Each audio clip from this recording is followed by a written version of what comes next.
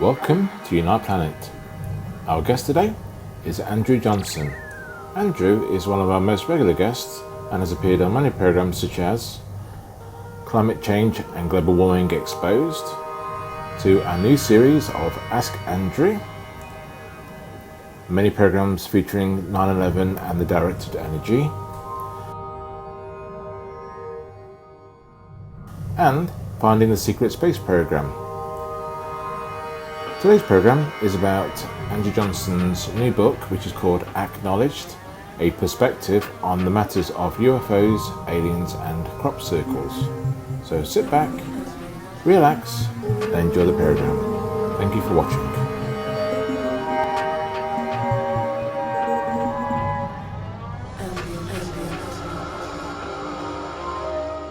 Welcome to Unite Planet. Today we're in the front room of Frontiers. We are. I think that's what it was called before. Mm-hmm. And today we're welcoming back here Andrew Johnson. It's been a while since we last did an interview. Longest gap we've had, I think. Could be, yeah. Yes. It's been a few months, yeah. So we're at a slightly different location. I think you've been in here before. I think yeah. I think Mark Conlon.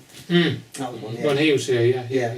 And this episode we're going to be discussing Andrew's latest book, Acknowledged, out now on Andrew's website and Amazon. I think it's on. Yeah, you can get it on Amazon if you want. From my website, it's a free download in PDF form, so you can read it for now. If you've got a PDF reader and a device. We'll have all the links. We'll have all the links for people. So yeah, it's sort of. I've started reading it. It's excellent, and there's so much covered. Probably have to do two programs. Maybe. We'll see how it goes. But first, Andrew, just a little background on your own interest in UFOs, how that developed, that eventually brought you to write this book. Yes. Again, thanks for inviting me back, and nice to be here again, of course. And so this really, I suppose, I kind of almost did things in reverse order for my own experience of how I got involved with all this stuff, because we've discussed before about how I wrote the 9/11 books and got involved with all that, but as I mentioned in at least one of those interviews, I got involved with that because of the interest in the UFO stuff and the UFO and alien question and issue, and that really started for me when I was about 10 years old, when I saw this sort of flashing or rather manoeuvring light in the sky. When I was still living in Skipton, which is where I grew up, and I recount that as sort of in the first chapter. I think it is there's a little preface and whatnot, an introduction, and I recount that short story such as it is, in common with millions of other people that have seen a pulsating light or a light moving in an unusual way. And no, it wasn't a helicopter, no, it wasn't an air balloon, no, it wasn't a shooting star, no, it wasn't a plane, etc, etc, etc. And I knew, even at the age of 10, I knew a little bit about astronomy, knew it wasn't any of those things. And there was a person stood next to me who was in my class, Catherine McKenna was her name, and she saw this as well. We made some acknowledgement of seeing it. And then I had another sighting in 1990 of some strange. I actually at first thought it was one of these illuminated insects, like the glowworm type things, that were the flying version. But I don't think we have any of those. Certainly, that was when I was in Rugby, which is in Warwickshire. You may get some sort of firefly type insects in the south of England, perhaps, maybe, but I don't even think we have them there. That was a second sighting. I'll just give some brief outline of that. I had a third sighting in 2005, which I thought was a child's balloon, but it wasn't a child's balloon, it wasn't a plane. That was a daylight sighting, and that was just in Borrowash, just down the road from where we are now. And again, nobody else saw that, so it was just a strange sort of orb, which seemed to then, other orbs seemed to materialise near it, as I remember, but then they didn't amount to anything, and the whole thing disappeared within a minute. It was a very short apparition. And perhaps one of the most interesting then for me was in 2010, I think it was. I think it would have been 2010, it might have been 2009, when I was in St Dogmaels, which is near Cardigan in West Wales, and I'd been to visit a chap called Peter, who we got in touch over the internet and stuff by then. And I was sat in his front room, and I was sat by the window, and I was looking out the window. It was sort of like a terrace house that he was living in there at the time. I think he probably still lives there. And I saw this, what looked like a glowing orb, sort of travelling up across the street. And I maybe opened the door, or maybe I stuck my head out the window, but I could see there was a white orb and an orange orb travelling in parallel, probably about half the size of the full moon as I saw that. Don't know how high it was, and it's still moving slowly, silently. And they went behind the house, and there was some. He lives down in this sort of like a valley, or a ravine, and so it quickly went behind the tree line, and we couldn't see it. Only saw it for a couple of minutes, but he saw it. We don't know what that was. It was some glowing orb, two glowing orbs, and so those are the sightings that I had. But it was in 2003, as I've said many times. It was the Disclosure Project that I got involved with really then, because I'd watched that video, the press conference with the witnesses coming forwards and saying, they were on an army base, and that an alien was shot on the base and this sort of thing, which was a story that George Filer talked about. That they said some craft had landed near the base, and an alien got out, and it ran across the tarmac and climbed up the fence, and some guys shot it. Apparently, that's what George Filer said. I don't think he witnessed that story personally, but he said that he was told that story by when he got involved in the subject. And George Filer did this Filer's Files series for many years. He used to send out emails about every week with all the latest sightings, and so he became convinced that there was knowledge in the military of the issue, of the subject. And he pointed out when he gave his testimony that he was a trained pilot in charge of nuclear weapons. He had no problem with those clearances, but he was ridiculed for talking about flying saucers and UFOs. Other people have made that same sort of point, but he made it very well. He was one of the witnesses in that press conference, and then there was John Callahan, the FAA chief, who'd got involved with the Japan Airlines case in 1986, a well-known case. All the documents from that, or most of them, of the airlines documents have been published. I think the Civil Aviation Authority in the US, they published their documents. That's in the disclosure book. John Callahan said, there were meetings with some CIA guys at the time, back in would have been 1986, 87 sort of time. He said he couldn't explain their involvement. They were told to not talk about it. They said that they told him that it was the first time they tracked anything on radar, which that was just a story really to try and encourage them to keep quiet, because they had loads more records by 86. So finding all that information back in 2003, which was already 2 years old by then, and obviously a lot of it much older than that. The press conference was 2001, but the incidents that I've described, obviously one I've just said was 1986, so that's now 33 years ago, isn't it, as we sit now, 2019. And there's older stuff, it goes back for decades and decades, as you know, when you start to dig into this stuff. And so I'd started exploring all of that, and I think probably within about 6 months, I was convinced that there was a UFO cover-up, and as much as it being, in fact, it was less about aliens. They weren't really bothered about whether you believed in aliens or not, or whether you had knowledge of aliens, but it was to do with energy. It was to do with the issue that if you actually sit and you think, okay, so these. I may have said this before in one of the other interviews, but it's probably worth repeating. If you sit down and you accept that these craft come here, they're physical craft, metallic, whatever, other materials, they come here, they fly around in the atmosphere, they land, they do stuff, and then they leave. So how are they getting here?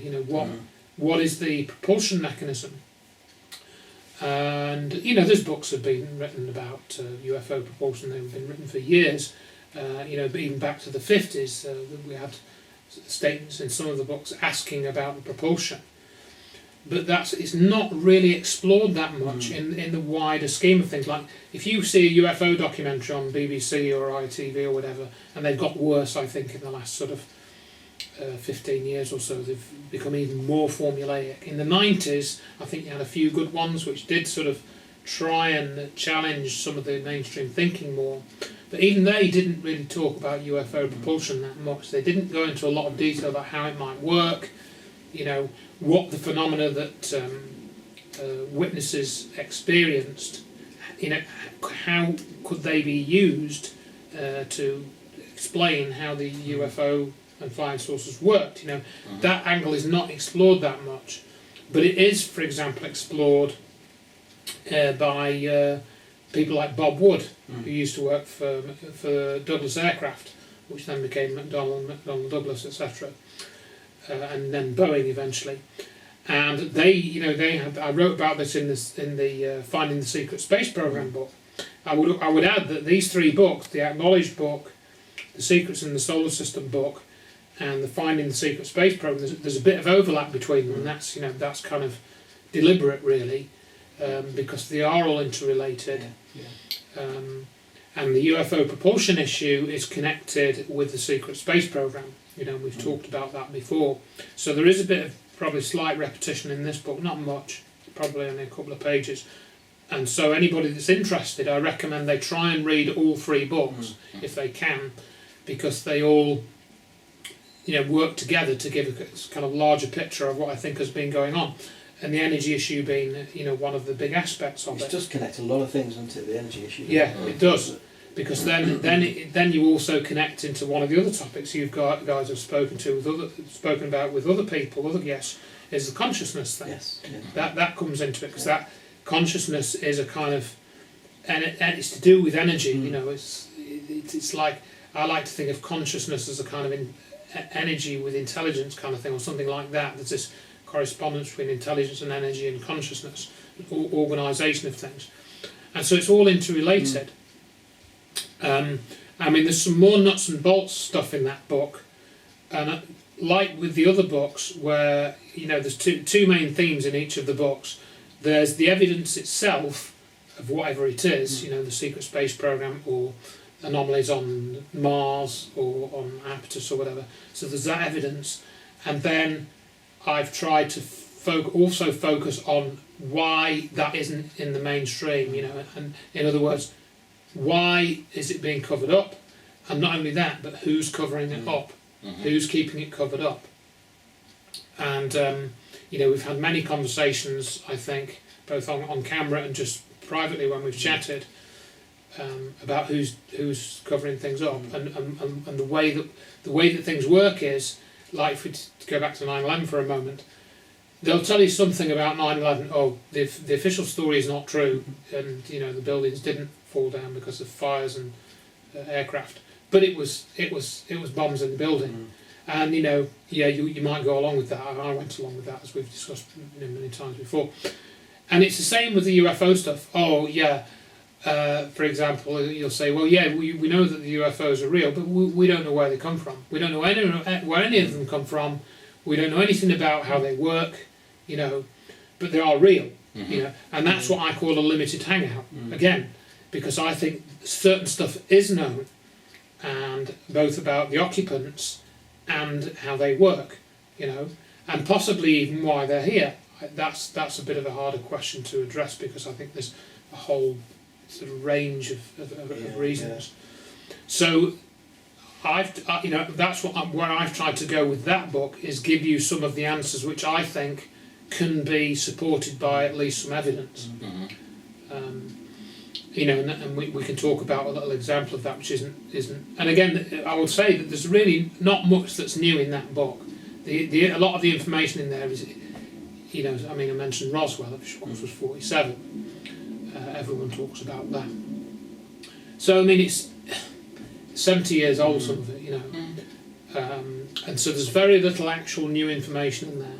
I think what might be new for some people is the analysis of that information, and how you can try and join it up to give you a bit more of an answer than perhaps some of the other books out there will give you. I suppose kind of going through the fog, if you like, because there's a lot in the truth movement. There's a lot of disinformation. There's a lot of steering away from the actual evidence that can give you more of the answers on purpose. You know, I think that's exactly right, Johnny. Yes, that's what I think. In other words, they want there's an objective to keep certain things covered up, but also there's a kind of sub-objective to make people think that there are no answers. You can't know anything. Make it very ambiguous. Make it very kind of like, It's all right to have an hobby, an interest, you know, and a dedication to the subject. But for example, there's no connection between the UFO issue and 9/11. That's just, there's no evidence for that. You know. So a UFO researcher, as I point out in there, typically won't talk about 9/11, and a 9/11 researcher typically won't talk about UFOs. You know, and I do talk about both, and I say why I think both are connected. Then you get the bigger picture, don't you? When you start I hope so. things, Yeah, you get, I hope so. you get a more broader picture, and it seems more clearer then. You know, and I think it helps. You then, well, for me, it learns to detect easier when all elements are taking you down the wrong path. You can see their objective. You can see what their agenda is almost immediately sometimes. So I think with your books, that's what it's helped with me a lot.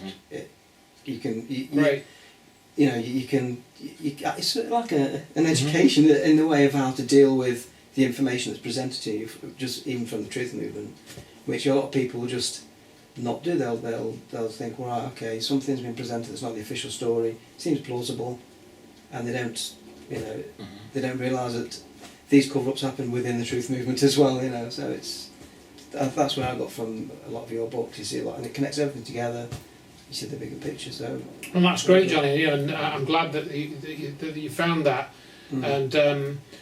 I have had a couple of emails saying sort of similar things, and somebody left a review saying that, you know, they'd been able to, a few people had said they'd read a lot of UFO books and been interested in for years, but they had found some of the things that I'd kind of picked up on useful, you know, that I picked up on those, you know, and what I try to do is I look at, you know, what certain researchers said, or, you know, stated as true, and then I look at what they might not have said. And I try and sort of get the reason. Well, why is that? What is the reason for them not being interested in this or not talking about this? You know, and obviously I think it comes through what my impression is, but I can't necessarily prove it. So that's sort of one of the themes, and one of my objectives is to make people question the questioners. You know, not in necessarily too much of a kind of paranoid way, but just to allow themselves to do that, and also then, as you say, explore the subject more deeply, and see where you end up. Really, isn't it? Because, you know, if you're questioning the truth about an official narrative, you know, I don't think you should stop until you're comfortable that you've got to the sort of as far down as you can go, you know, within reason. And of course, on that sort of theme, I will also say, as I've probably said before in the talks with you guys, that, you know, I'm pretty much an armchair researcher. I haven't, in other words, writing that book, I haven't been round knocking on doors, you know, oh, you had a new UFO experience, da-da-da-da-da. I've literally taken a lot of the material that's out there, and thankfully other people have, you know, knocked on a person's door. They've recorded an interview with the person and put it on YouTube, you know, and I've just used that, you know. So I've had it easy, really, you know, because I'm just studying that. And the thing that I have done, and I found this very useful. I encourage anyone to do this as a type of procedure. If you want to find out what somebody is really saying, particularly on a YouTube video or a podcast, what you do is you make a transcript. You make a transcript. So you actually sit down, you stop it, you type it out, or you write it if you handwrite, and type it out, handwrite it, stop it, start it, and write it all down. And when you actually write it down and listen to what that person has said, you may find things in there which you didn't hear when you were just listening to it, sort of, you know, while you're just sitting in a chair or whatever. And so that I found quite illuminating, not just for research for that book, but in all the books. If you actually listen to what people have said, and there's a lot that comes out in interviews now, as you know, and a lot of old 1980s documentaries have been put online. And for example, just an example comes into my head while we're talking, there's a William Cooper presentation from 1989. You might have seen that, Paul, in that. Yeah. I used a clip from that.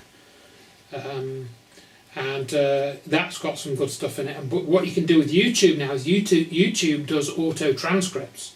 So if you upload a video to YouTube and then you leave it for an hour or a couple of hours, you can then download an auto transcript from it.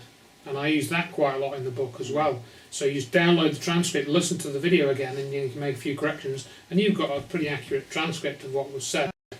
So that is a very sort of useful analytical tool for finding out what somebody actually says in the context, you know. It's a bit like what you said about before in other interviews about Peter Hyatt as well, and he's done amazing witness statements, hasn't he, as well? And, Exactly. yeah. And I think once you listen to that and you pick up on that process, you know, if you listen to that interview he did with Richard Hall about the Madeleine McCann stuff, if you just listen to him, the way that he describes how he does what he does, and you know, he does, as you know, he runs these courses. One of my friends has been on one of his courses. He runs them online, I think, and they have various assessments they do, so they're all accredited, you know, with his organisation, with his company. And but you can start doing bits of that yourself just from, I think, if you listen to that Richard Hall interview, and there's probably a few other bits and bobs, and look at the way he does things, you can start doing that yourself. And you know, you won't be as expert as he is at doing it, but you will be able to find useful bits and bobs. And those, you know, when I was doing bits of that, I was thinking along some of those lines when I was doing that book, and the others, that is what's he really saying there? Is he really telling the truth? I think there he's not. He knows a bit more than he's letting on. There's something there he's not quite, you know, giving us the full picture. picture. Richard Hall, since he's learnt and he's picked up a lot. Yeah. And he uses it, you know, from what he's learned from Peter. So yeah, it's just a. So you'll find a lot of that in the book. So going back to that William Cooper thing, the 1989 thing. This isn't really a bit of statement analysis, but the 1989 lecture from Arizona that I picked the bit of text from was to do with the story of the E.T. film, the Steven Spielberg E.T. film. Oh, yeah. Because in 1989, Cooper had said that was a true story. It was based on a true story. E.T., the Spielberg 1981 film, was based on a true story.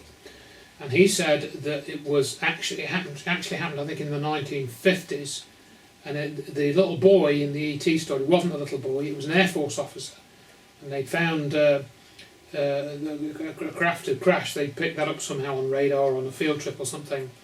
I think in New Mexico, but you'd have to listen to the Cooper clip again. And they found an alien wandering around the desert, so they picked him up and taken him back, and you know, held this alien hostage. And the Air Force officer had been assigned to this EB, they called him, extraterrestrial biological entity, to, you know, pump him for information. And I think he was with this EB for a year or 18 months or something, and then it died. You know, it died. And the Air Force officer cried because he'd become so attached to this EB, you know, in the relationship that they built up. And so Cooper gave that a name. He said that was, and then what they did, they when the alien was dying, they sent out a message to say, you know, do you know this alien? Do you want to come and help him? It sounds crazy, doesn't it? But that's apparently what they did. They'd sent out messages. You know, how they'd managed to decide where to send it, I don't know, but and they didn't get a reply. But they called it Project Sigma. That's what the Air Force called this project.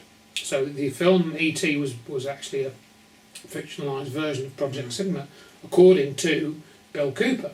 And you might think, yeah, well, what evidence is there for that?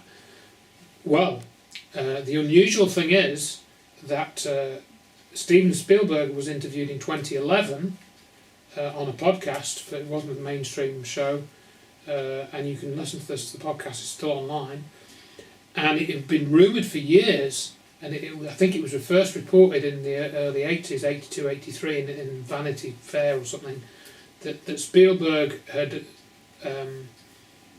been to see Reagan at the White House. He'd taken the E.T. film to the White House to show to Ronnie and Nance, you know, and after the film, Reagan had looked at Spielberg and said to him, in the straight, there aren't 10 people in this room that know what everything that's on that screen is true.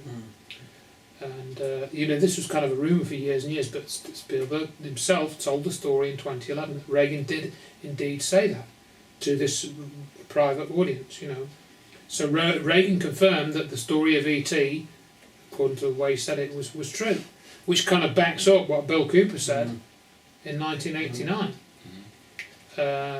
So my conclusion on that is that something like that did indeed happen. We know the stories about Roswell, and people have said that wasn't the only crash. There've been several others.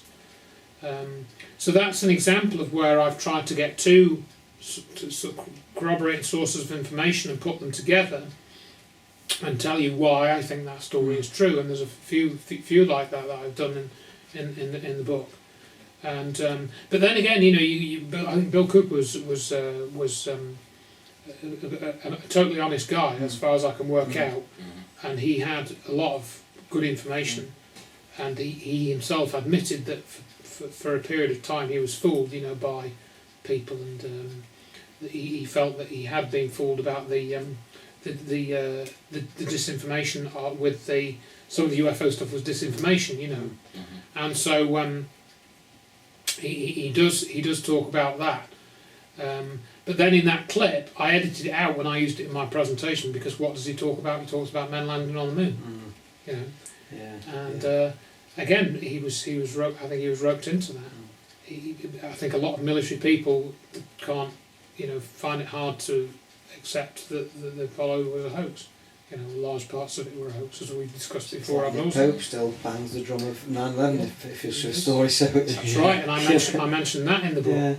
And there are a lot of people that do that. A lot of the UFO. Richard Dolan is another one. I met Richard Dolan, spent time with him. I like the guy, but he thinks that Ed Mitchell, there's nothing wrong with him, and he thinks that he walked on the moon and Apollo is real. But when you look at it, can't have happened. Sorry, it was. And then again, not only can it not have happened, but the fact that it didn't happen is related, in my considered conclusion, to the secret space program, which is related to the UFO issue. Link it all together. So it's all linked together. So you can build what I think is a more coherent and sensible picture of how these things stick together.